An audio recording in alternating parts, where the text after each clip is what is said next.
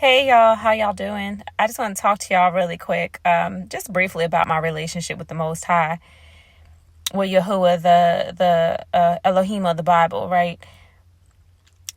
You know, personally, and I'll elaborate. I don't feel like living according to how He tells you to live is hard. I don't. I mean, it's not unattainable. And when I say I don't think it's hard. I mean, yes, it's trying to walk in His ways. It can be trying to detach yourself from the world and to live a life that's pleasing to Him and that's wholesome and that's praiseworthy. Something that He can actually smile at when He looks at you, right?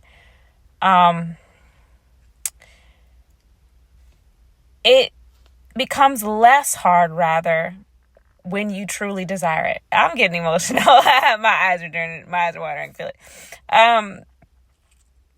When you truly want Him, when you truly want the things of Him, and you truly desire to live for Him, y'all, it becomes less harder. It's only so hard when you don't want to give up this world, when you don't want to give up your ways, when you don't want to, give up fornicating, turning up, doing all these different wild and crazy things and just living a life that's not honorable, right? Walking with no integrity intact, living your life and just like anything goes, sleeping around, whatever, abusing yourself,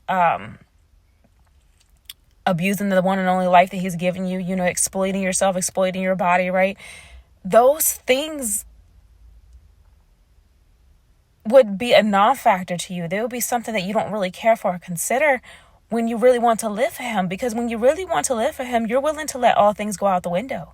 And of course, you will struggle. We will still forever have these fights, these struggles within, these struggles with ourselves. And we'll forever, have things like trying to steer us off the path. But when you really desire Him, it becomes so much more easier. It's easier to say no to all these things that don't represent Him and that isn't walking in alignment with Him and what He calls what He calls for you to do and what He asks of you, right? Like, to think about, for me, to go out here and fornicate again, something that I promised Him that I would never do. Since this is this is something I feel like I should talk about more, because I'm actually someone who's walking that out, right? Like, and very few women do that, right? And if you've been following me, I've been doing this for over 10 years now. About 10 and a half years almost. I could never go back on that. And that's why I promised Him. The word says never to make a promise to Him, because, a lot of people break promises, and it's like, don't make a promise to y'all because you don't keep it. It's like, woe to you. Like, of all people you can make a promise to, don't be making promises to Him that you can't keep. But I promise y'all that I would never fornicate again, for the simple fact that if I didn't promise Him and it was just a promise that I made to myself, I would have messed up. This whole 10 years in, this wouldn't have happened, y'all. This wouldn't have been possible if it wasn't for my commitment to Him. And because my relationship with Him is the most important relationship in this life, I could never go against that. I could never. I mean, to think of myself messing up in that way, would He forgive me? Of course, but I know He would look. I'm sure he would convict the mess out of me, but He wouldn't really even need to, because I already know if I ever did it, my heart would be so broken. My heart would be so shattered, and I would be so ashamed. And guess what? Because I've been so vocal about it, I would have to do the right thing, and I'll have to tell y'all, because I've been telling y'all for years and saying, no, I'm doing this. I don't care. I'd rather be by myself. If I don't find a man of y'all, I'll rather die alone, and not care about having a husband. If to have one means I got to stumble in my relationship beforehand, then I just don't want it, right? I mean that. And it's so pivotal to me. Like, that is pivotal. Like, I can't expect for nothing good if I ever stumble in that way. And again, yes, He will forgive me, but it's something that I wouldn't be able to forgive myself. I would never be able to lay that down within myself, and I would just crush myself. He wouldn't even need to strike me, because I would be striking myself with conviction. I'll probably disappear, y'all. Y'all had to come find me. Like, I would be so hurt, so shattered, so broken.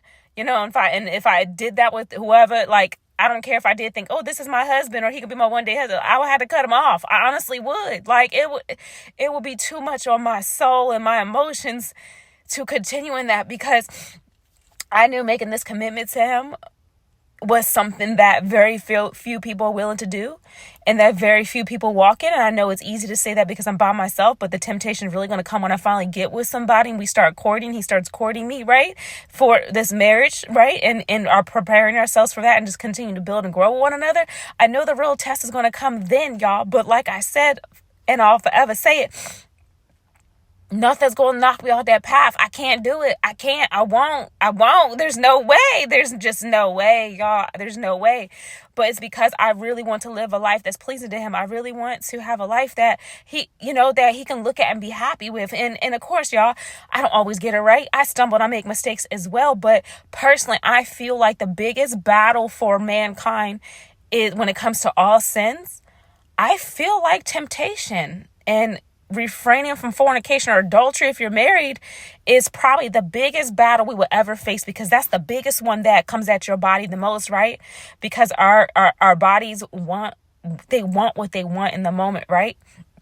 It's so easy to lust after somebody, especially when you see half naked men and women out here, just showing everything, ladies showing off all their parts, men, they showing their print too, everybody's just lustful and nobody considers themselves, right? Very few people consider how they exude themselves and their stumbling blocks, men and women alike. Y'all are stumbling blocks when you're out here wearing things you ain't got no business wearing, or that people are going to see your body parts on, but you wear it anyways, right?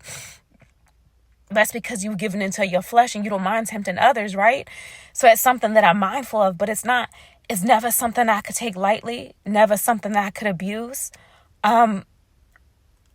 I could never, but it's because my heart really wants it. And when your heart really wants for it, whatever your heart really wants for, when your heart really wants for it is something you really want, you will do everything to obtain that thing. So if you really want a solid relationship with the Most High, you're going to start talking about it. You're going to be about it. You're going to rest your flesh. You're going to tell it to shut up and sit down and sit, right?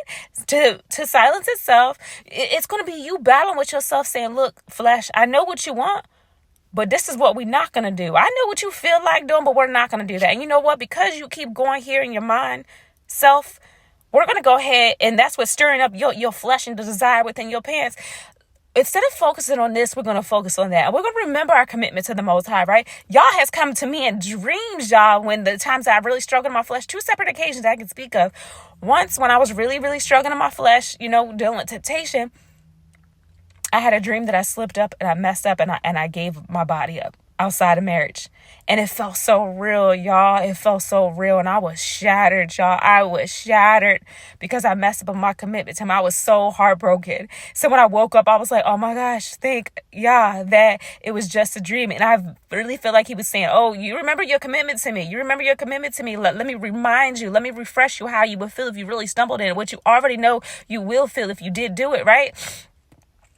And there was another time that I had a dream that I was pregnant and I was alone. I was single. I was by myself. Where the baby father was, I don't know. But I knew it was just a glimpse, right? But I knew that I was alone and I was scared and I was fearful. And again, it was y'all telling me, look, remember, this is what could happen to you if you fail to stay in alignment with me. Like, these are the ways that he has come to me. He's talked to me. He's just reminding me, look, you are my child. And because you're my child, and I know you're serious about your commitment with me, but let me remind you, the flesh is weak. The spirit is always willing, but the flesh is weak. And you're going to feel all types of guilt if you fall into this trap. And that's just something that I'm not going to do. So, to keep this video short, because I got to go. But y'all, really consider your ways and really consider your life. If you really want to live a life that's pleasing to the Most High, then do it. Again, it doesn't mean you're not gonna stumble, you're not gonna make mistakes, and you're not gonna, think something or do something bad. But when it comes to temptation and fornication or adultery, y'all, it doesn't just happen. You don't just fall in between somebody's legs, or fellas, your pants don't just come down and you end up inside of another woman's body. It doesn't just happen. It's not something in the blink of an eye. It's an intentional thing that you play with in your mind. Whether you saw something you liked and you pursued it and you knew what was up, like, oh, I'm really attracted to this, despite that I'm married or despite my relationship with the Most High, and I told him I wouldn't do it as a single. You know if you're physically attracted. You know if you're hot and bothered in your pants when you look at somebody. And every step of the way, when it comes to you meeting up with that person, sleeping with whatever, texting them, about this meetup or whatever, every step of the way, you have a decision to make. You have a choice. That's why I have no remorse for cheaters and people who mess up in this way, because yes, y'all will make mistakes, but at the end of the day, it wasn't a mistake. It didn't just happen. It wasn't a miscalculated turn on the highway that you end up hitting a car, right? Those are things that are mistakes and that literally happens in the blink of an eye. But sleeping around or fornicating and committing adultery is not a mistake. It's intentional and it's premeditated. It's something you thought of in your mind and you followed through with it despite all the many steps. I don't care if you're walking from here to a house that's 40 feet in front of you. That's 40 steps that you have, or however big your steps are. 40 steps that you have to say no. I got to remember my commitment to the Most High. I got to remember my commitment to my relationship, to my husband, to my wife, whoever, right? At the end of the day, it's all going to be about what you truly want and desire within. What do you really desire? Do you really desire to live a life that's pleasing to him? Or is it going to continue to be lip service? Because at the end of the day, you can fool anybody. You can fool the world. You can lie to yourself, which is the worst of all, because self-deception is the worst deception. But to be acting out here acting like you living for the Most High, you love him, you're really trying to honor him. He knows whether you are or not. And the word says, like, many are called, few are chosen. And also says that not just anyone is a child of the Most High. Like we all like to think, oh, we're all children of the Most High. No, we're not. The word says those who practice, keyword practice, because it doesn't mean you'll get it perfect, but you practice it on a daily basis. Those who strive and practice righteousness are those of the Most High, and those who walk in waywardness and in the ways of the world are those who are children of the enemy, of the devil himself.